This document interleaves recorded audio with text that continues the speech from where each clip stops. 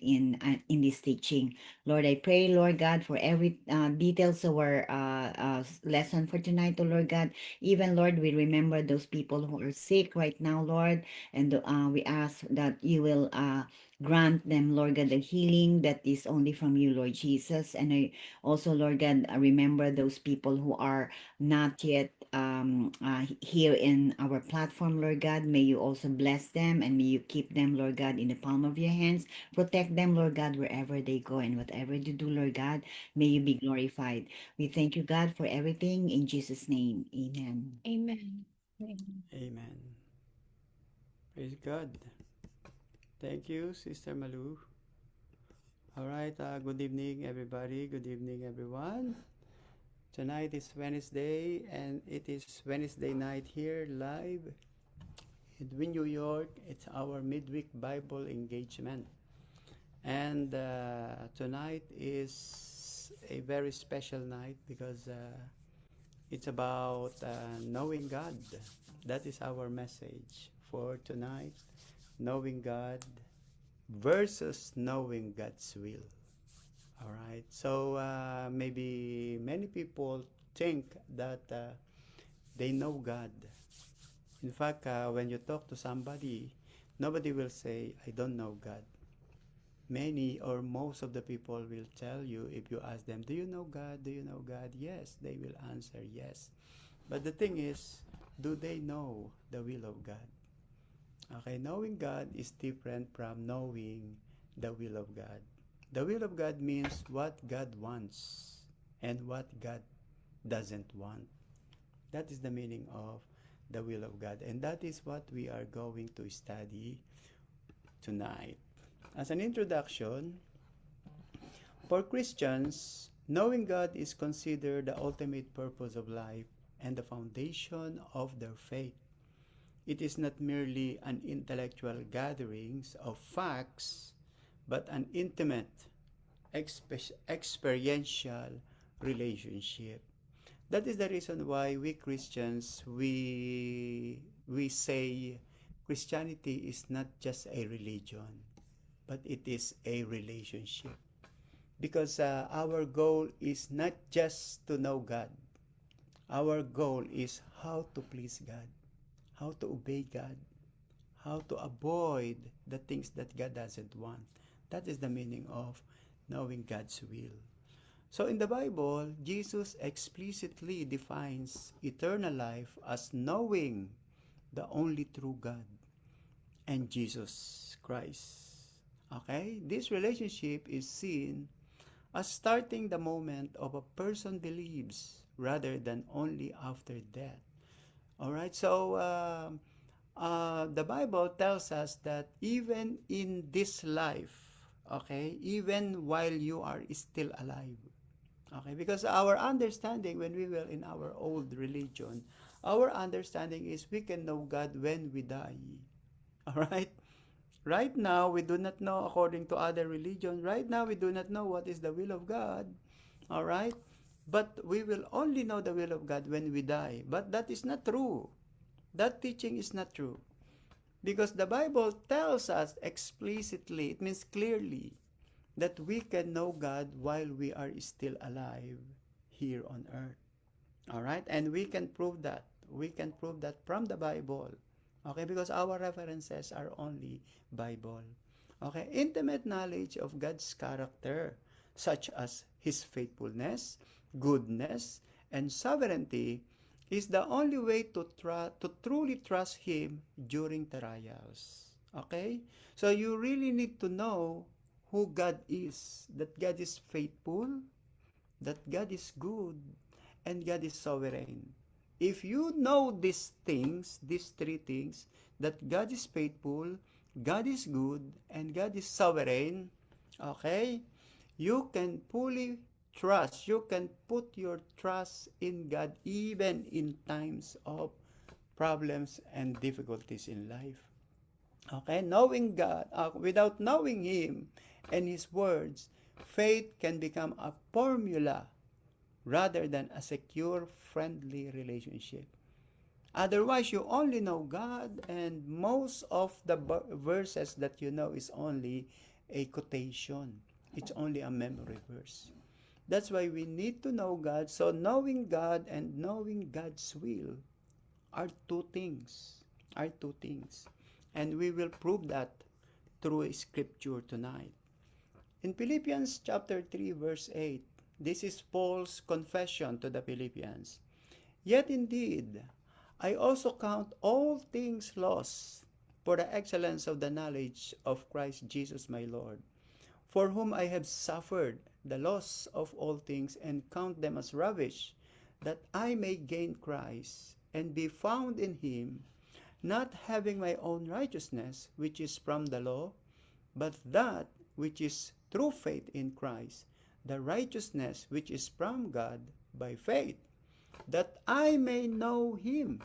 That is the goal of Paul. Okay, that I may know him.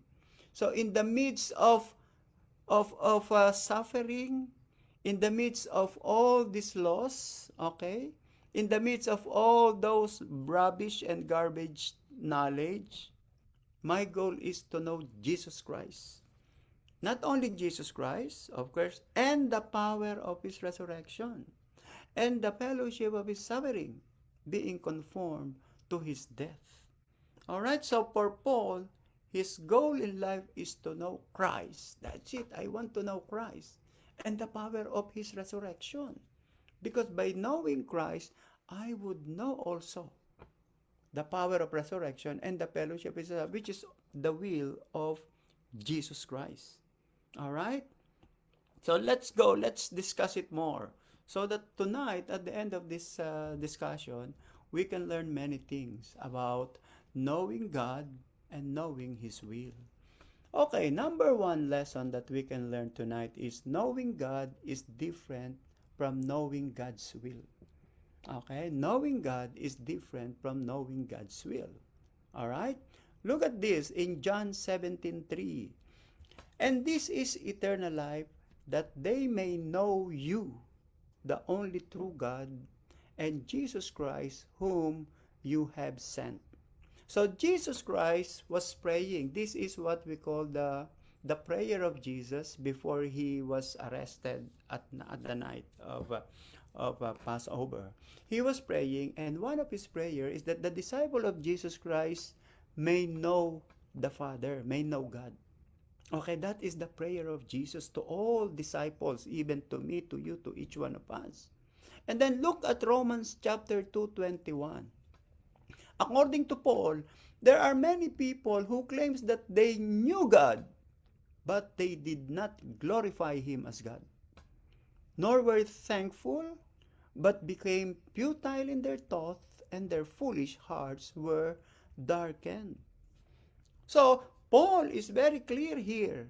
Maybe he was debating with some Jewish people here in Romans chapter 2. Okay? He was debating, or he was engaged in a debate or in the discussion. And then Paul declared that these people knew God. They knew God. Actually, it is in Romans chapter 1. They knew God, but the problem is they did not glorify him as God.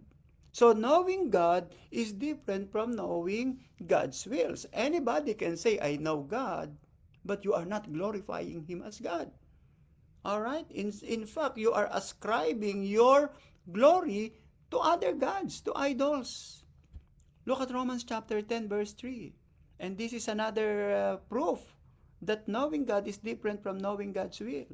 For they, being ignorant of God's righteousness and seeking to establish their own righteousness, have not submitted to the righteousness of God.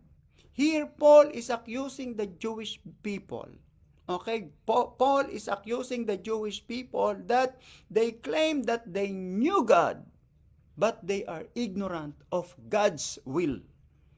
They are ignorant of God's righteousness and seeking to establish their own righteousness, have not submitted to the righteousness of God. Do you think the Jewish people knew God?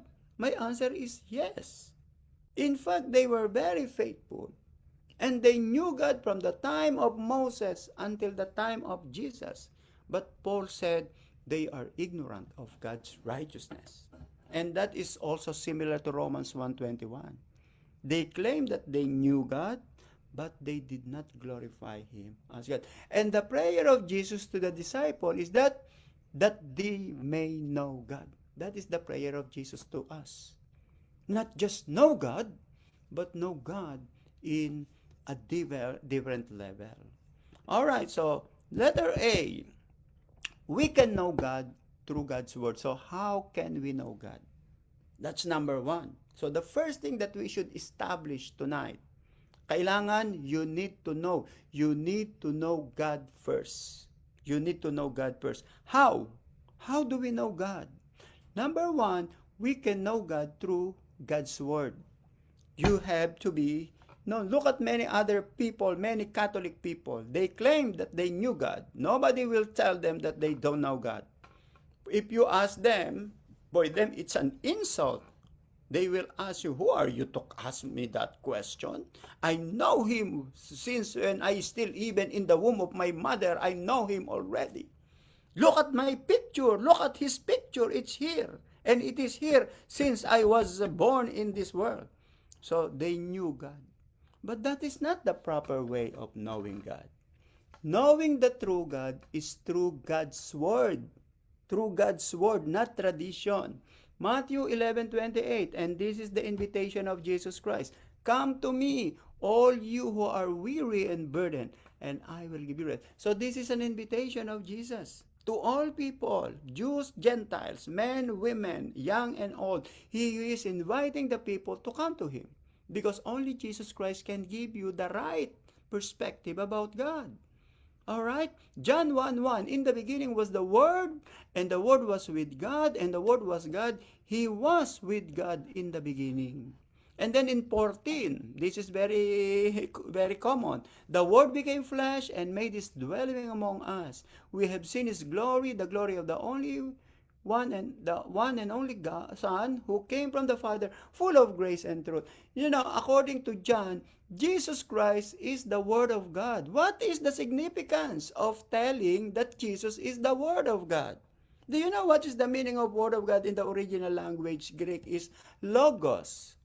The word logos means word, but it could also be used as He is the communication, the way to communicate. In the beginning was the logos. And this logos is the way of communication between being to other being. And this is what happened. God and man and Jesus Christ is the logos so that we can communicate.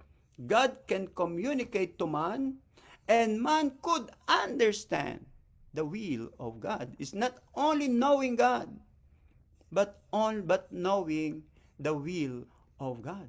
And this is it.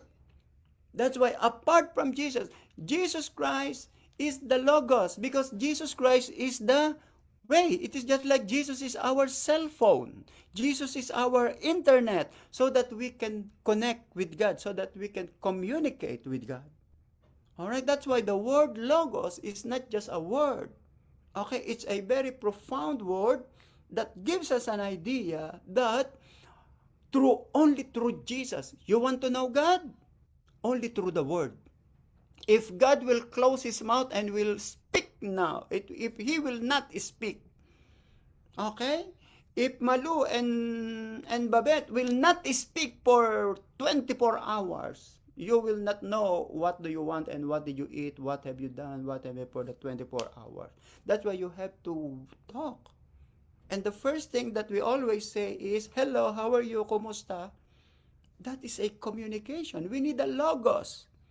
It is not enough to nod and to cannot make wink our eye. We need to talk so that we can understand each other. All right? That's Jesus Christ, that they may know you. Okay? And Jesus Christ came that we may know God. All right? John 17:6. Look at what the prayer of Jesus. I have manifested your name to the men whom you have given me out of the world. They were yours. You gave them to me. And they have kept the word. They have kept the word. They have kept the logos. Okay, when we say, I have manifested your name, it means I have revealed. So it means Jesus Christ is the perfect way, the perfect instrument, if we can say instrument. He is the perfect and He is the only one that can reveal God to man and His will. And that's why Jesus Christ in 17, I have manifested your name to men whom you have given me. And then in 26, the same chapter, I have declared to them your name and will declare it, that the love with which you love me may be in them and I in them. All right? So only Jesus Christ can do that. Only Jesus Christ can say that I have manifested. Prophet Isaiah didn't say that. Moses didn't say that. Okay? If you will look and you will study the writings of Moses, Abraham, okay? It is not, Moses didn't say, I have revealed God to you. No. God spoke to me and He revealed Himself to us. That's how the prophet speaks to the people. Okay, they are only the vessel of God. But for Jesus Christ, no, He is the one. He is the one. That's why He is the Logos. He is the Word. And He is, and we can know God through God's Word. Through God's Word. Apart from Word, okay, apart from the Bible, in a simple way, apart from the Bible, we cannot understand and fully grasp who God is and what is the will of God. Note Isaiah 55:6, seek the Lord while He may be found. Call upon Him while He is near. Because when you start seeking the Lord, this is what we're doing, my brothers and sisters. When we study the Bible, when we come to the church, when we listen, when we talk about the Word of God, okay, we are doing the seeking. We are seeking the will of God.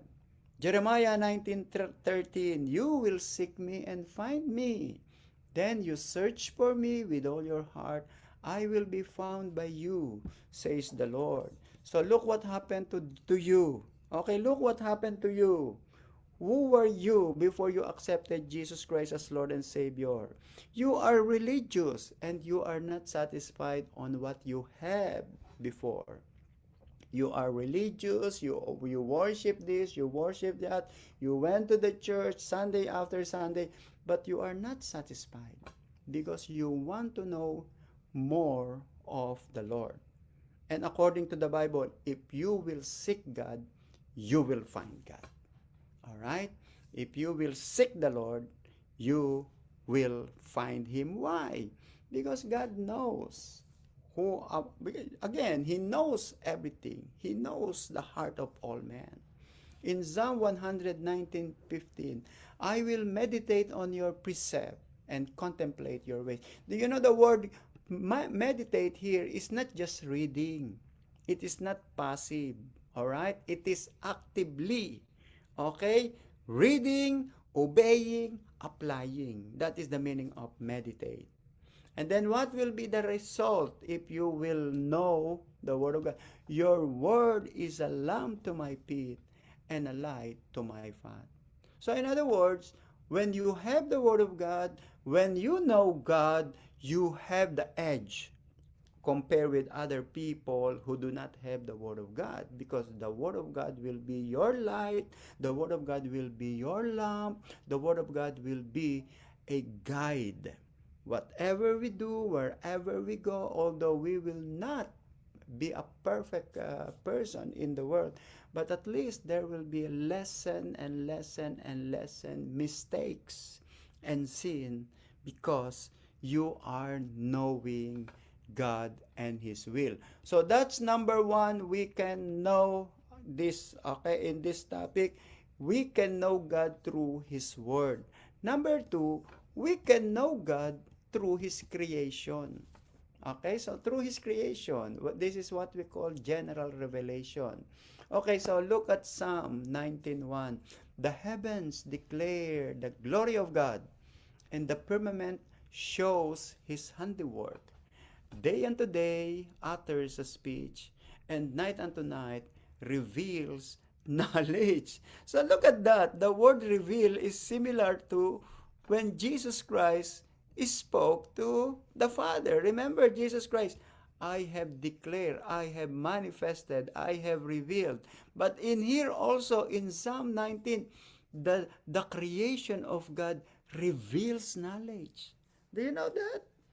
Okay, day unto day utter speech, and night unto night reveals knowledge. That is the creation of God. So when we will appreciate the creation, when we will only believe that all of this creation are created by one powerful God, we can learn many things from this, and we can know God. We can know God. Example, the thunders, the power of the thunders, all right? The power of the typhoon and hurricane, the power of the tsunami, the power of, wow, okay, so we can say, wow, this is God. This is the power of God. Much more if you will really encounter the real, the physical power of God. This is just the nature that God created. All right? And then look at Romans 1:19. What may be known of God is manifested in them, for God has shown it to them. Who are this them? The people, the human being. What may be known of God is manifested to the people, for God has shown it to the people. Look at 20. For since the creation of the world, God's invisible attributes are clearly seen, being understood by the things that are made, even his eternal power and Godhead, so that they are without excuse. So according to Paul, the creation of God, all right? God is invisible, but through his creation, even though God is invisible, we can appreciate the power of God through his creation. We can know God through his creation, even though the Lord is invisible. That's why he said, since the creation of the world, his invisible attributes are clearly seen. Clearly seen where? In the things that he made. He made the mountains, he made the seas, he made the ocean, he made the stars, the sun, the moon, and all the nature. He created everything. He made human being, he gave wisdom to human being. All of this had been seen by human being. Okay? That's why people cannot say, we do not know God. That's why Paul said, they are without excuse. So we cannot say that we do not see God. We cannot say that we do not have evidence. That's the mistake of the atheists. The atheists are looking for evidence that God is true. They said that the reason why we do not believe in God because there is no evidence in this world that there is God. What evidence you are asking for? What else do you want? You want to see the physical God? Okay, you want to see the physical God, but God will not do that. Okay, he has done that in ancient time. He has done that when his son became human being. That's the reason why we have the word of God. That's the reason why God recorded and documented everything that he had done in the past. Okay? Because through creation, through the prophets, through the Savior, the power or the evidence that we are asking for has been revealed in the past. Okay? Isaiah 6:3, Holy, holy, holy is the Lord of hosts. The whole earth is full of his glory. That's why he said, the whole earth is full of his glory. It means anything that you want to know about God, it's here on earth and they are available. Because the whole earth is full of his glory. What are those glory? As I've said, the shining stars, the sun, the moon, and everything that the aurora that we can see in Europe, and the hurricane, the power that we can, all of those are evidence that God is here, and the power of God are manifested through his creation. All right? So idols and images are not considered means to know the eternal God. No. We cannot, some people, well, idol is only our what is that? Our means. They are, it is just like they are our parents. They are the picture of our parents that prove that there is God. No. In fact, God hates that, but we will discuss that later. All right? So, not everyone knows the true God. Okay? It's very clear. It is very clear. Not everybody knows the true God because it's what we have said in Romans. They are without excuse. Everything that can be seen, look at that in Matthew 7:21. Not everyone who says to me, Lord, Lord, shall enter the kingdom of heaven, but he who does the will of my Father in heaven. All right, that's why you need to know God and you need to know the will of God. Because in Matthew 7:21, it is a proof that knowing God is not enough for you to be in heaven. That's why Jesus Christ, not everyone who says to me, Lord, Lord, but only those who does the will. That's why knowing God and knowing God's will is different. All right? And clear unto the teaching of Jesus, that not everyone who says to me, Lord, Lord, shall enter the kingdom of heaven, but he who does the will. So how will you know the will of God? So that's one. That's what we have said. Number one, know the Word of God. Jesus is the Word of God. Number two, look at the creation of God. Look at the creation, because the creation can manifest, can reveal the nature of God through the creation. So you have to know this. And then in 1 John 2:4, anyone who says, I know him, but does not obey his teaching is a liar. There is no truth in him. All right? It's clear and it's very strong. Anyone who say, I know him. That's why not everyone knows the true God. All right? I know him, but does not obey his teaching is a liar. All right, in 2 Thessalonians 3:1, finally, brethren, I pray for us, that the word of the Lord may run swiftly and be glorified, just as it is with you, and that we may be delivered from unreasonable and wicked men. For not all have faith. Not all have faith. Okay? Even though they claim that they knew God, even though they said that I am a religious person, not all have the faith in God. Remember that our faith is anchored in the Word of God. That is the true faith. Okay? Yung faith natin, nakabase yan sa Word of God. Kung may alam ka sa Word of God, it means your faith is anchored in the Word of God. What if you are zero knowledge in the Bible? Suppose you are zero knowledge of the Bible. What is your faith? If suppose you are zero, nothing, you never open the Bible. Okay, you never open the Bible. So, what is the basis of your faith? Yourself only. It means your faith is not based on the Word of God. Even though you know God, I know God, but if you are zero knowledge in the Word of God, it means your faith is self-faith. It is not faith of the Bible. It is self-faith. Okay? Sarili mo lang yon. Okay? Akala mo, kilala mo ang Diyos. Akala mo lang yon. Alright? No, that's why you have to anchor your faith to the Word of God. If I will ask you, do you believe that you will go to heaven when you die? What is your answer? Yes. Number 2 question, how do you know that you will go to heaven when you die? Our answer is, because the Bible said. That should be your answer. The Bible said. The Bible said. Now, if your answer is, basta alam ko yun, basta mabait ang Diyos. No, that is not the basis of God. You cannot say, basta. No. Your answer should be, because the Bible said, for God so loved the world, whosoever believe in Jesus should not perish but have an everlasting life. So that is our basis.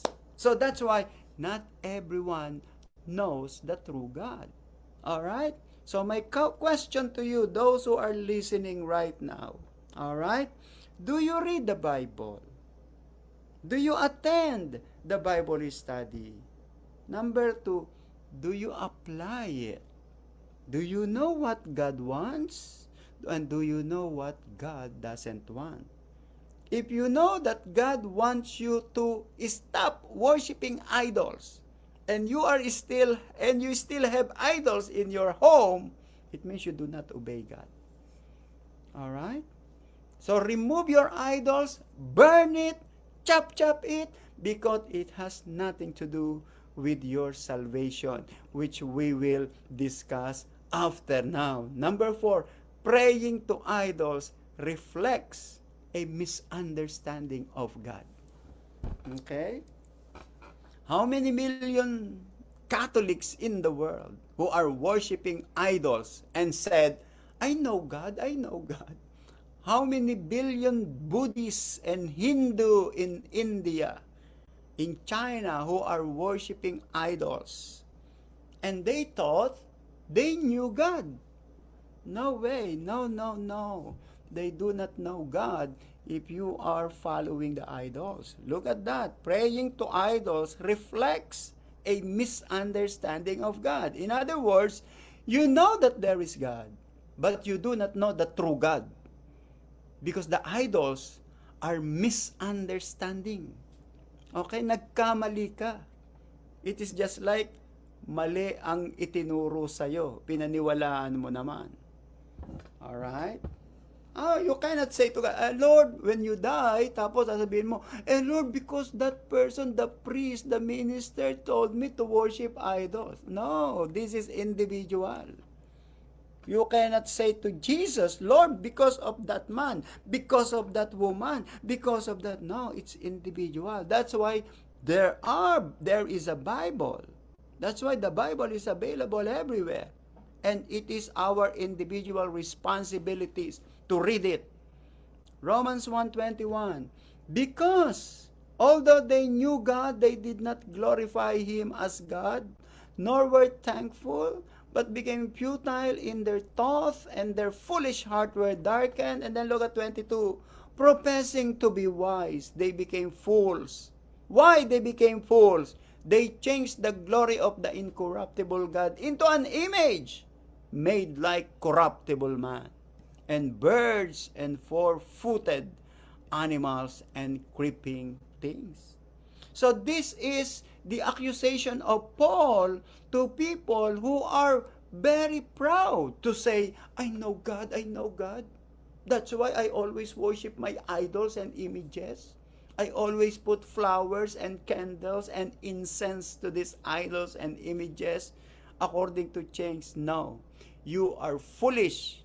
You profess to be intelligent, you profess to be wise, but actually you are foolish in the eyes of God. You change the glory of the incorruptible God into an image made like corruptible man. And then somebody will say, no, Pastor Purdy, this is only an image, like the image of my dead father and mother. This is only an image of Jesus and Mama Mary and Peter. No. No, God hates it. God doesn't like images. What God wants from people is knowledge of the Word of God. That is what God wants from you and me. All right? That is the reason why we study the Bible.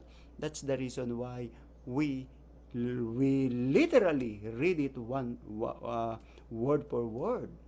All right? Kaya if you say, I have the Bible, yes, but what do? Do you read it? Do you read the Bible? Do you study it? All right?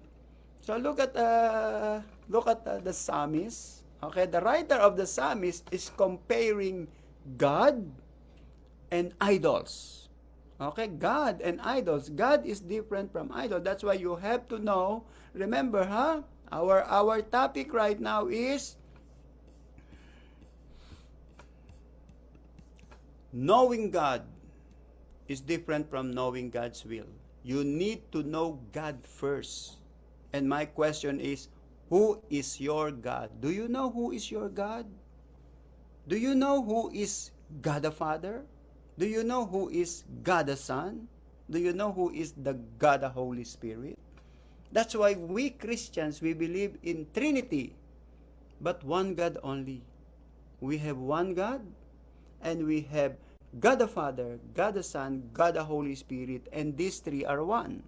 And that is the teaching of the entire New Testament. And if you do not know that, okay, here we are. That's the reason why we have Sunday preaching, we have Wednesday teaching, because we want to teach people how to know God and how to know the nature of God. And in our topic, in this passage, Psalm 19, 119, 3 to 8, but our God is in heaven. He does whatever He pleases. Their idols are silver and gold, the works of man's hand. So, the writer, excuse me, is contrasting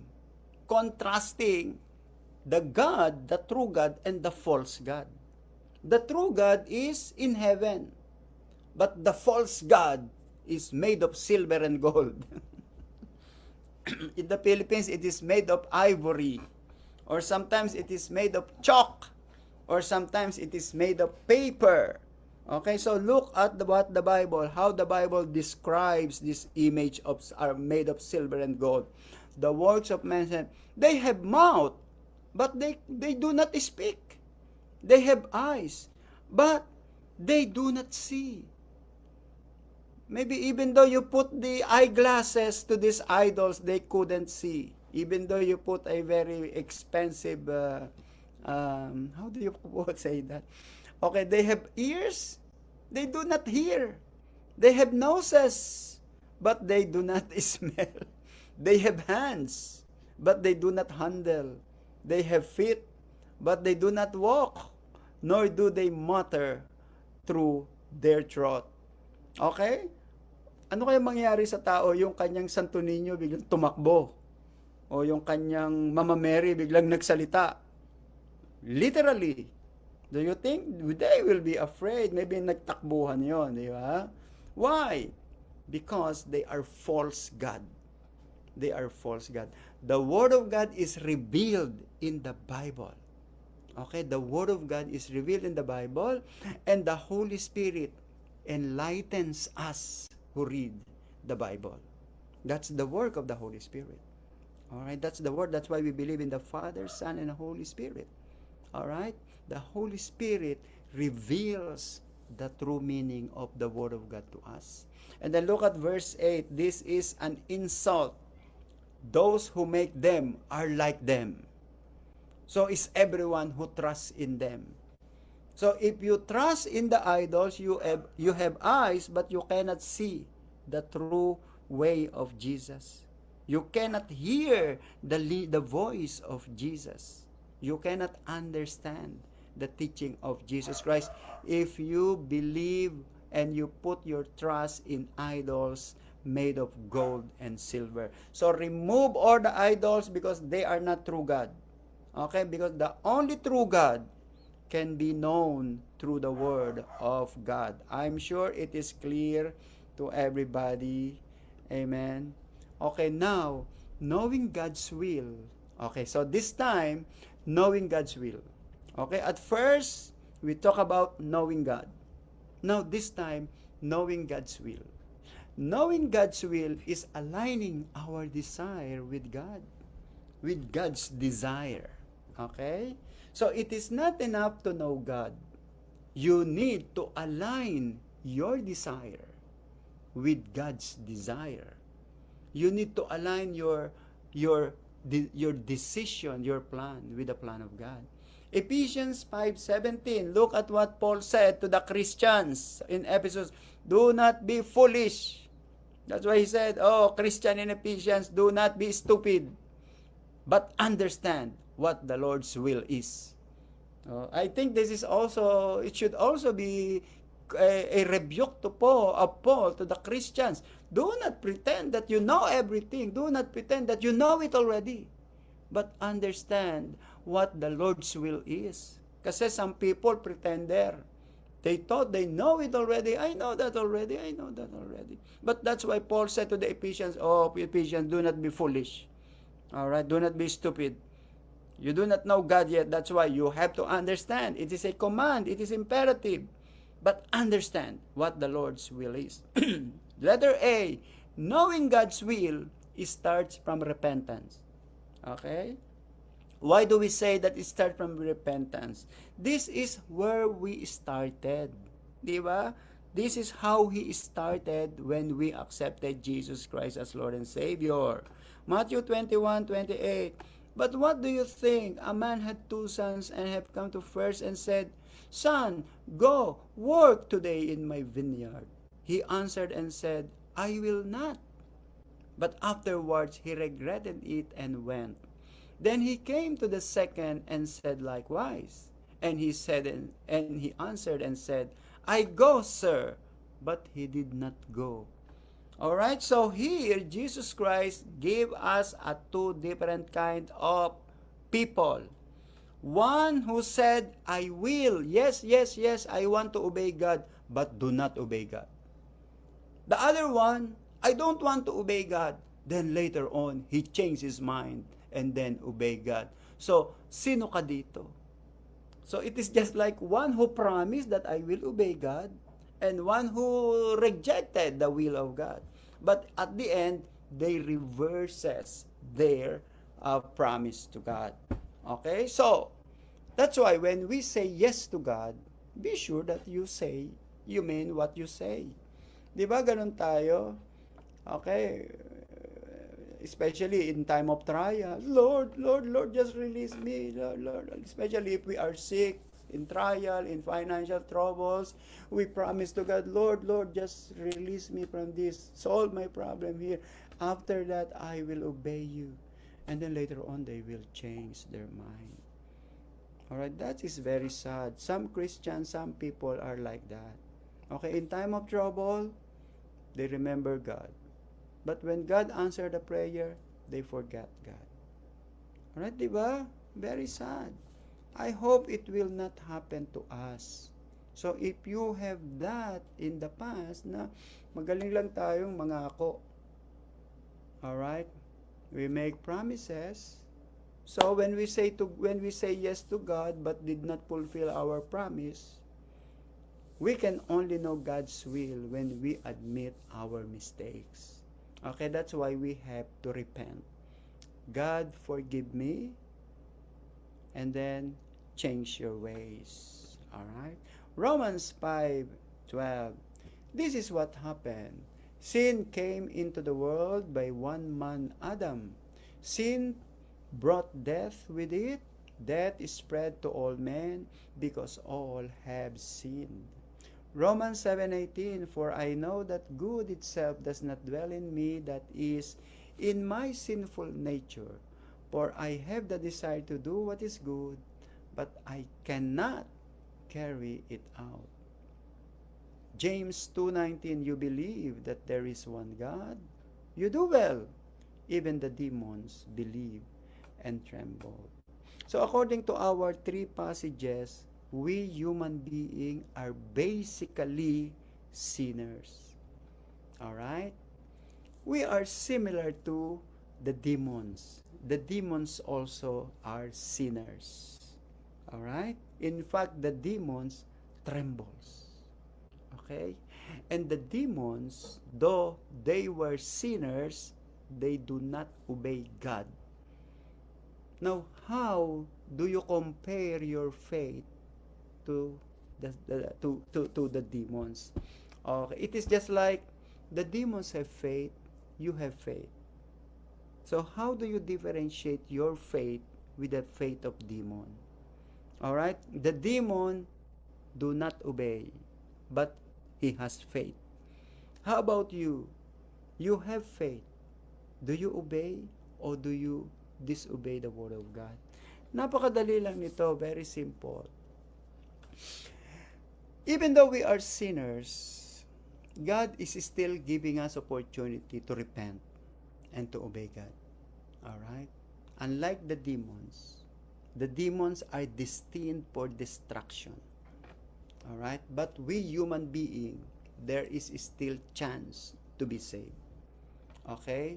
Because that is the purpose why Jesus Christ came on earth. He came to save the sinners. All human beings are sinners. And God is giving us a chance to repent. All right?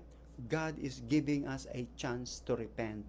But the demons has no chance of repentance. All right? That's why it says, you believe that there is one God. You do well. Even the demons believe and tremble. Okay? Even the demons believe and tremble. But demons said that they believe in Jesus Christ, but there is no obedience at all. There is no obedience at all. And if you will analyze the ministry of Jesus Christ, repentance is necessary for Jesus. So why do we talk about repentance? Because knowing God's will begins from repentance. Okay, if you want to know the will of God, you need to change your ways. That is the meaning of repentance. Because if you will not repent, you will always insist what you want. This is what I know, this is what I want, this is I am used to do this, so why will I change it? No.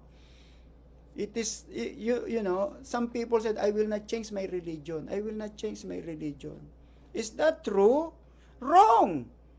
Paul was in the religion of Judaism.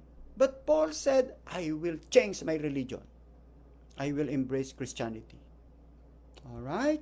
Peter and other disciples of Jesus Christ, they were all followers of the old religion, and then they changed it to Christianity. And many people in Ephesus, in Romans, they were all pagan, and then they changed the religion. They repent, and then they were converted, and then they changed their religion. And what is now their religion? Christianity. So, change your religion. There is nothing wrong if you will change your religion. Yung ibang tao, alam na nilang mali yung religion nila.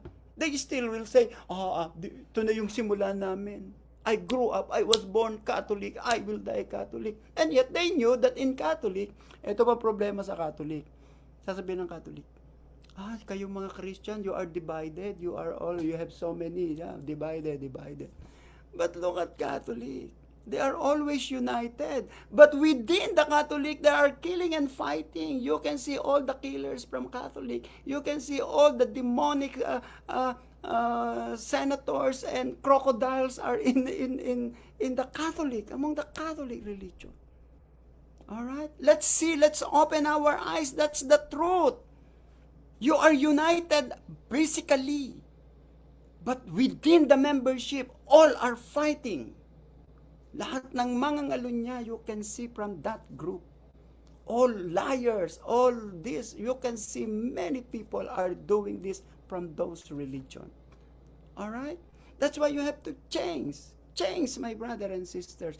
Be converted, because only God, only the Word of God can change. Only Jesus Christ can change our old nature. And this begins with repentance. Okay? That's why knowing God's will, start from repentance. Alright? Apart from repentance, if you will not change your ways, if you will not change your old style, you cannot understand the will of God in your life. That's why Jesus Christ, in the ministry of Jesus, in the beginning of the ministry of Christ, repent. That was the first lesson of Jesus. Repent, for the kingdom of God is at hand. And then in the ending of, after Jesus ascended to heaven, what was his last will? What was his last command to the disciples? Look at 24:47. Repentance and remission of sin should be preached in his name to all nations. So in the beginning of the ministry of Jesus Christ, he said, repent. At the last teaching of Jesus Christ, repent. And then look what happened to the disciples in time of Peter.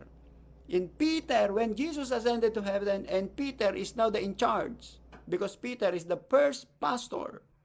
Okay, he is the first pastor. He is not the first pope. The Bible never called Peter pope. The Bible said Peter is the first leader of the church of Jesus when Jesus ascended to heaven. All right? Acts 2:38, Peter said to them, "Repent and let every one of you be baptized in the name of Jesus for the remission of sins." Okay? So repentance in the beginning of the ministry of Jesus, repentance at the end of the ministry of Jesus, repentance at the beginning of the ministry of the Church of Jesus Christ. And we can see that from the teaching of Peter, from the preaching of James, from the preaching of Paul, and all other disciples. Okay? So that's number 1. All right? Knowing God's will starts with repentance. Number 2, knowing God's will is to understand His Word. Okay, yada. Okay, when we say yada, to know God is yada. All right, I will give you an example, the meaning of yada in Old Testament. Okay, the word yada is very, very different. It has a very deep meaning when we say, I know God and I know God's will. Look at Genesis 4:1. Now Adam knew Eve, his wife, and she conceived and bore Cain, and said, I have acquired a man from the Lord. And then Genesis 4:17. And Cain knew his wife, and she conceived and bore Enoch. So if you will compare the word knew, Adam knew Eve, his wife, and she conceived. And then in 4:17, and Cain knew his wife, and she conceived and bore. The word knew is knowing, to know. But in Hebrew, it is yada. The word yada means there should be a personal contact. That's the meaning of knew. You need to have a personal contact in order for you to know him and to know her. And this is what happened to Moses and God in Deuteronomy chapter 34:10. But since then, there has not arisen in Israel a prophet like Moses, whom the Lord knew face to face. So the word knew here is similar to knowing Adam and Eve, knowing Cain and wife with personal connection. And we call it personal relationship. All right? Unless you have personal relationship with God, you will never knew God. You will never know him. All right? Look at Exodus 6:2. I want to know you this Exodus 6:2. Why did the Lord said this? Okay? And God spoke to Moses and said to him, I am the Lord. 3. I appeared to Abraham, to Isaac, and to Jacob as Almighty, as God Almighty. But by my name, Lord, I was not known to them. I was not known to them. Okay? When we say Lord, it is Yahweh. According to God, God revealed himself to Abraham, Isaac, and Jacob as God Almighty. But as Yahweh, I was not known to them. 4. I have also established my covenant with them, to give them the land of Canaan, the land of their pilgrimage in which they were strangers. What is the meaning of this to us? God revealed himself to Abraham, Isaac, and Jacob as God Almighty, El Shaddai in Hebrew. But Yahweh, he did not reveal to him. All right? But Yahweh was revealed to the people of Moses only. To people of Moses. Why do you think Yahweh was not revealed to Abraham but revealed to the people of Moses only? Because, here is the answer. In time of Abraham, there was no law yet. In time of Moses, there is law. And in the law of Moses, the nature of God was revealed explicitly, which is not revealed during the time of Abraham, Isaac, and Jacob. All right?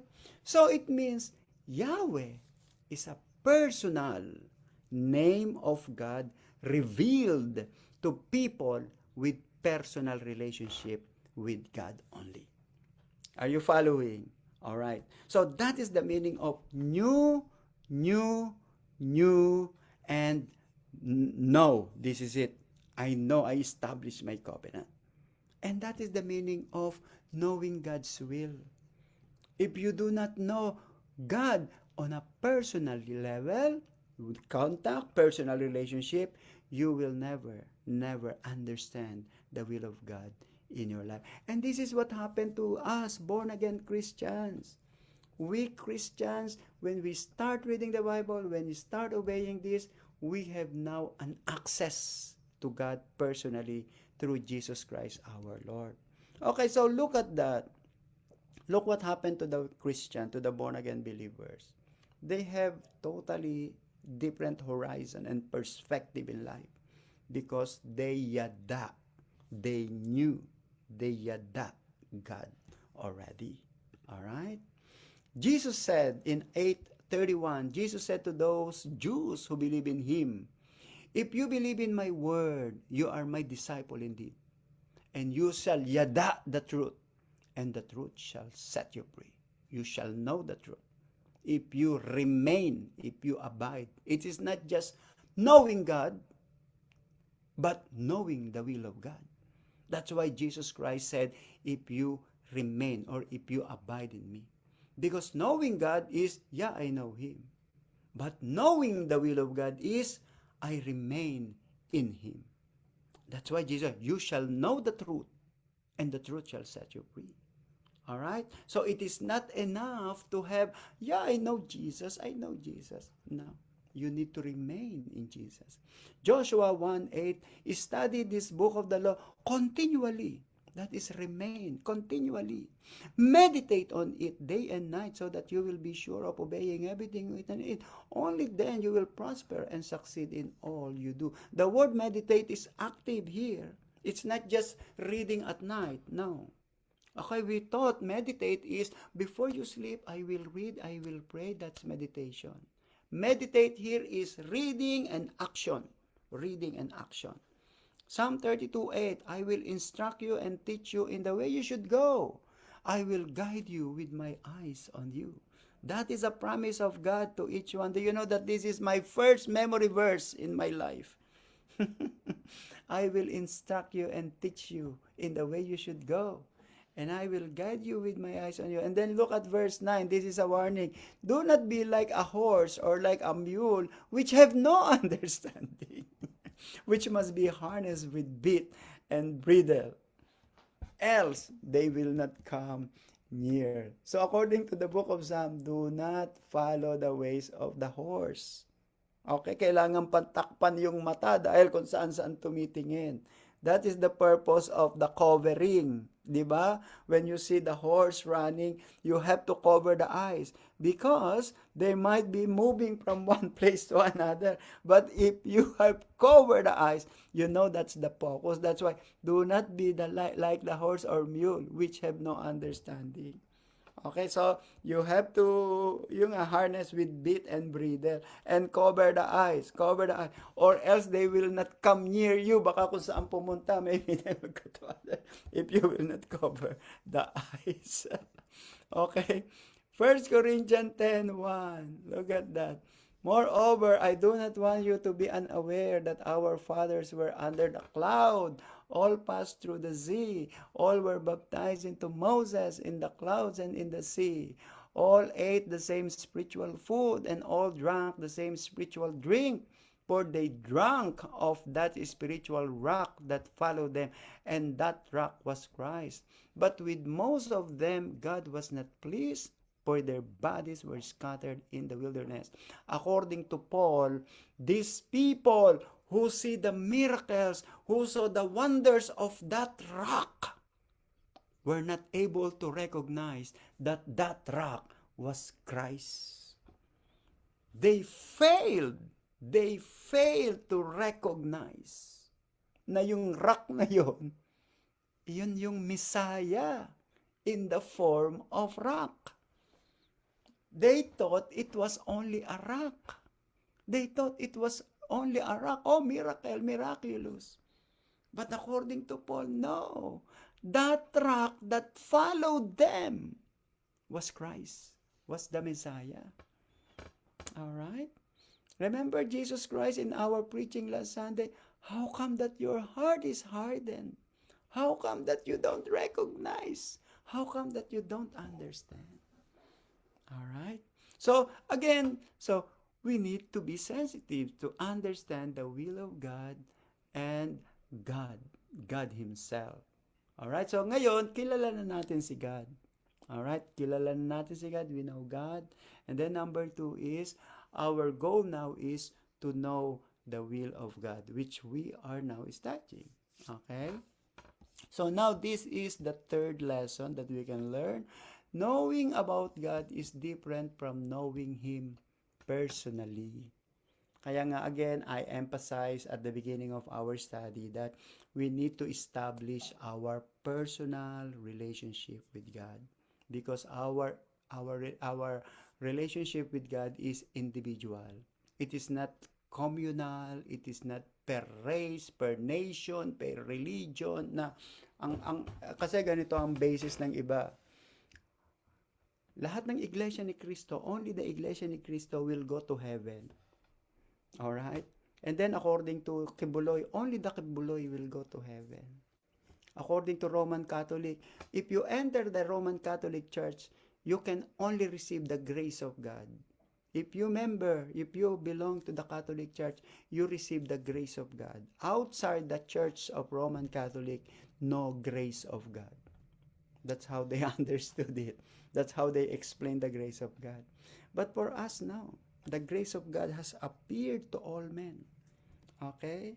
And then, knowing about God is different from knowing Him personally. Maybe you, as I've said, you know about God, but you don't know Him personally. Let not the wise man glory in his wisdom. Let not the mighty glory in his might, nor let the rich man glory in his riches. But let him who glories glory in this, that he understand and yada me and know me. Personally, this is a personal. Okay? That I, the Lord, exercising loving kindness, judgment, and righteousness in the earth, for in this I delight. So according to Jeremiah, if you want to glory in wisdom, okay, mag-glory ka sa sarili mo. Rejoice. Okay? But the most important is understand and know God. Yes, you are successful. Yes, you have this. Yes, you are able to do this. But that is not what matters to God. What matters to God is understand and know me. That is what God said. Okay? I gave you wisdom. I gave you knowledge. I gave you money. I gave you strength. I gave you power. But the most important is, what's the purpose of all of those? Understand me and know me. Jeremiah 8:7, even the stork in heavens knows her appointed times, and the turtle dove, the swift, and the swallow observe the time of their coming. But my people do not know the judgment of God. Because Jeremiah was complaining that many of the people in his time are very proud that they are successful, okay, that they have this. But Jeremiah said, no, it has no bearing to God. Isaiah 1:3, the ox know its honor, and the donkey its master's crib. But Israel does not know, my people do not consider. That is the same cry. The cry of Jeremiah is same cry of Isaiah. Okay, the animals can recognize their master, but Israel cannot recognize their master, which is God. And I believe many people are like that. Isaiah 29:13 and Matthew 15:8 is similar. The Lord said, inasmuch as these people draw near with their mouths and honor me with their lips, but have removed their hearts far from me, and their fear toward me is taught by the commandment of man. In Matthew 15:18, Jesus said, these people draw near to me with their mouth and honor me with their lips, but their hearts is far from me. So this is another understanding that they knew God, they glorify God, okay, then they will massacre people. All right. There are many religion in our time. Oh, glory to God, glory to God, glory to God. And then let's kill the infidel. That cannot be. All right. That cannot be. God loves life. God doesn't like this massacre and killing, and what God wants is the attitude of the heart. Okay, these people honor me with their lips. Yeah, hallelujah, hallelujah, Allahul Akbar, hallelujah.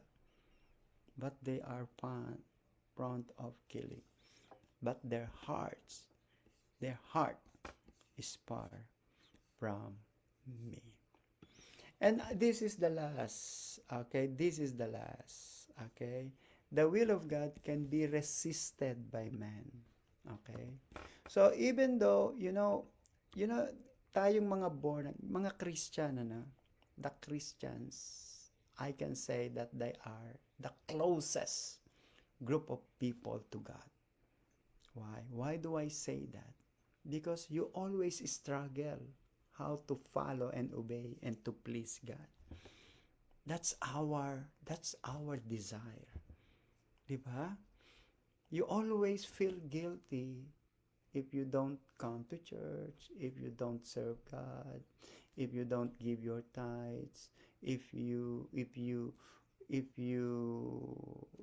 fail to do the ministry. Okay? Yun. Okay? That is the reason why. Why do you think it happened to the Christians? Because of the Holy Spirit, the indwelling of the Holy Spirit in our heart cause us to feel that kind of feeling.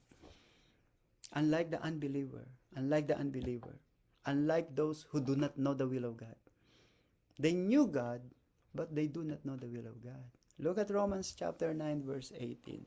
One of you will say to me, then why does God still blame us? For who is able to resist His will? Who is able to resist His will? Those who do not know the will of God. But for us now, we cannot resist the will of God. Sometimes we absent, but look at the guilty feelings. All right? 20. But who are you, O human being, to talk back to God? What is formed say to the one who formed it? Why did you make me like this?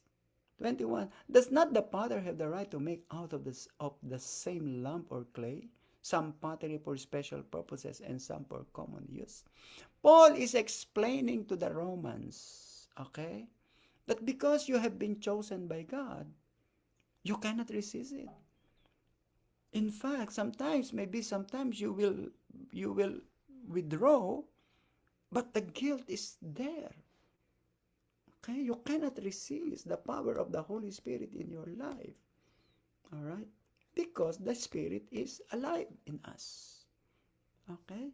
But for the non-believers, look at the condemnation of Stephen. You, 751, you stiff-necked people. Your hearts and ears are still uncircumcised. You are just like your ancestors. You always resist the Holy Spirit. So who can resist the Holy Spirit, the will of God? The non-believers. Or probably people who do not know the will of God.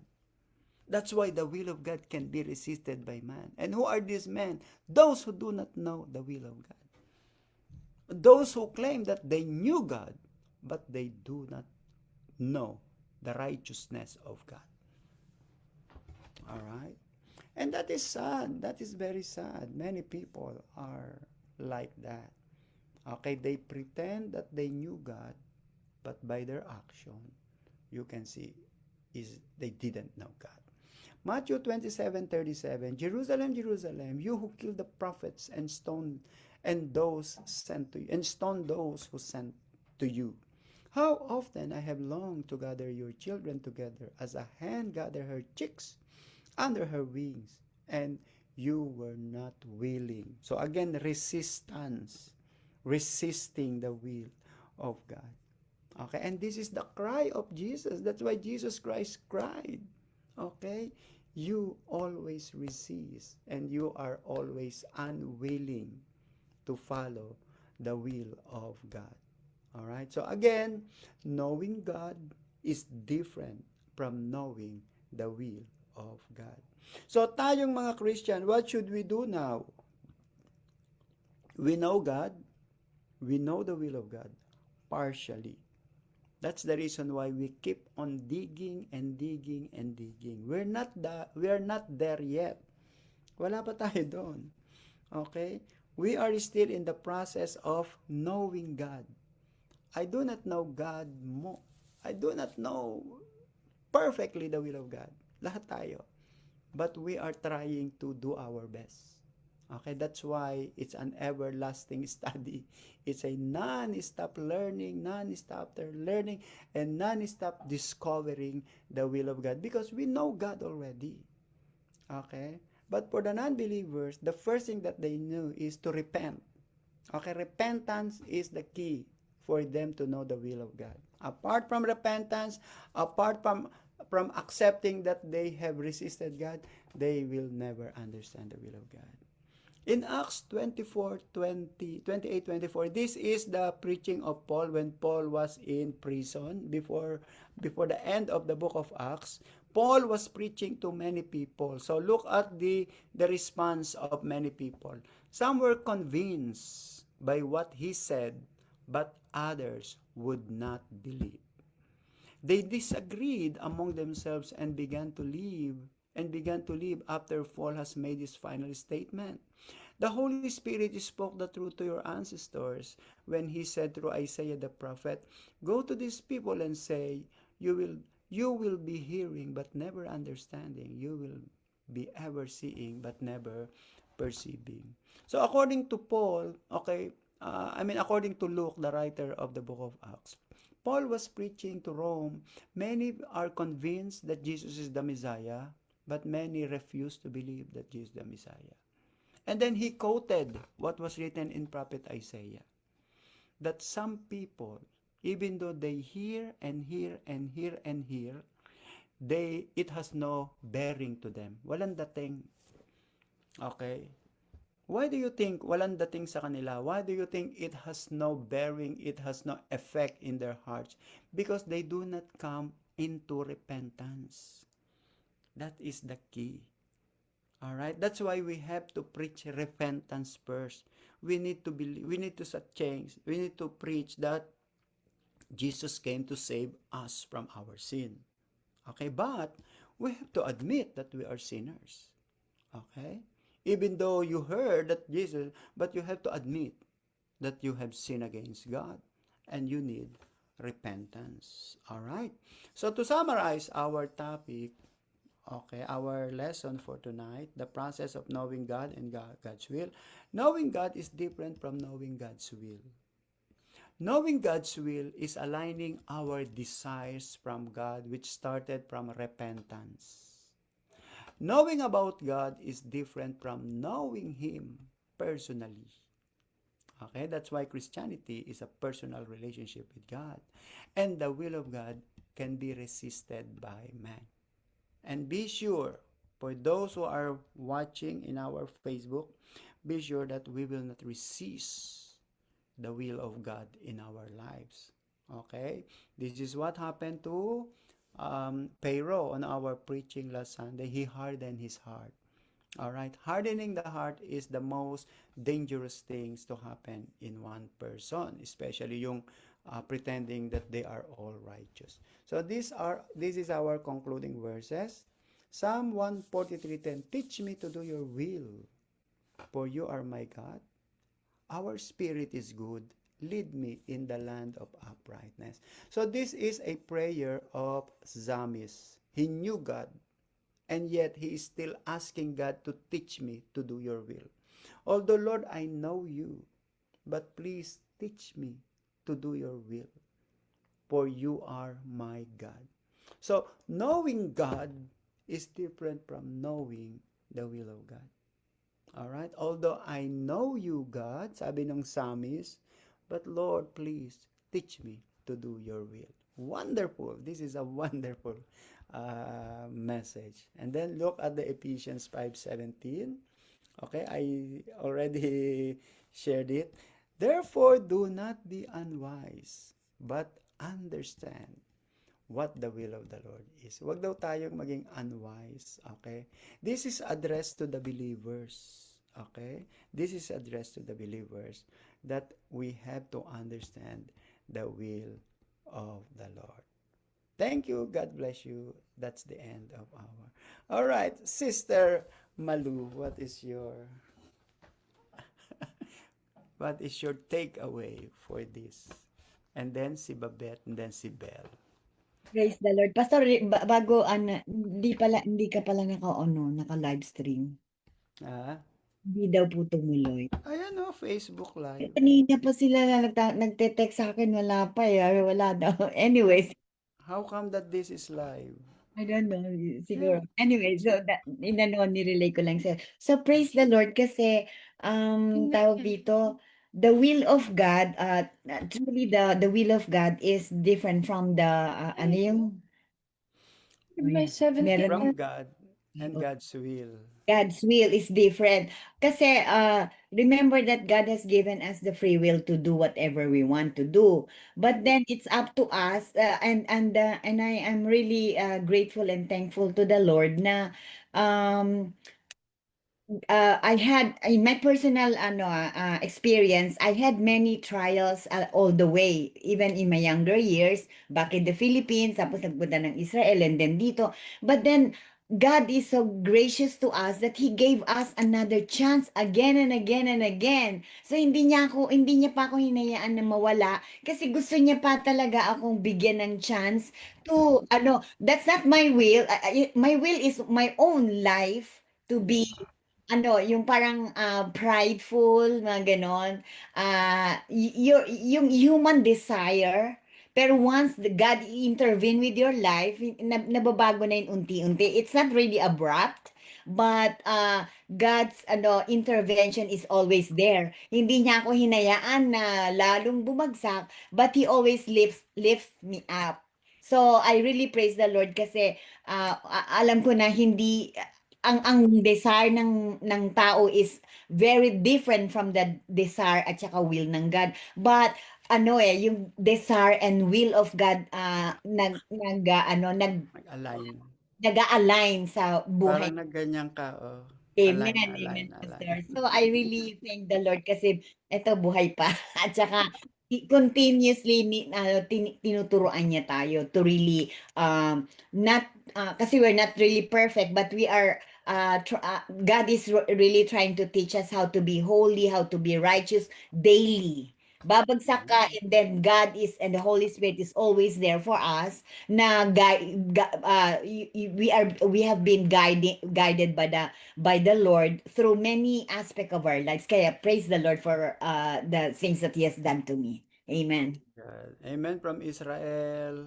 Okay, and then New York, di ba? Talagang dito ka namulaklak Amen. at namunga. Alright. Sige, Sister Babet. My takeaway, Pastor, for tonight's lesson is I like the word yada. Although we keep on using the word personal relationship with Jesus, that's a common jargon for Christians. The words personal relationship, we always use that. But this evening's lesson gave me deeper insight of what it means for the word personal relationship is. And that means there is really an active communication, Mhm. not a communication that happened a month ago or Long last ago. year, that God revealed to you last year, and then Yeah. that's it. And then you can claim that you have a personal relationship with God. Um, it should be an active Yes. relationship and communication. So that's why we have quiet time, and that's when we um come to really nam the word of Yeah. God, and then talk to God about his word. Like Mhm. Yes. when God says, so do not fear in Isaiah 41, for example. So do not fear, but Lord, I fear. So you wrestle with God Yeah. through his word, using his word. But Mhm. Lord, I fear, but you're telling me do not fear. So you wrestle with God, and that makes a personal relationship, and I really appreciate that tonight, Pastor. Amen. The Lord. Amen. Okay, si Mama Bell naman. Uh, I've learned something today. Like you said, Pastor, that the will of God is still different from a personal relationship with God, right? Yeah. You mentioned about that. I thought I thought when we can be able to know the will of God, so that means we're having but more deeper. It takes a more or strong deeper relationship, knowing the knowing our God. But I'm glad, or I'm blessed, Pastor. We're blessed because we have the Holy Spirit that reminds us that whenever we fall, we can stand up, because it reminds us that when you fall, you can stand up and repent. Amen. So, and as you said, Pastor, the will of God starts from repentance. Yeah. So from the moment that we accept the Lord as our Lord and Savior, there the Holy Spirit is within us. So Yeah. there's a conviction. We know what is good, what is right.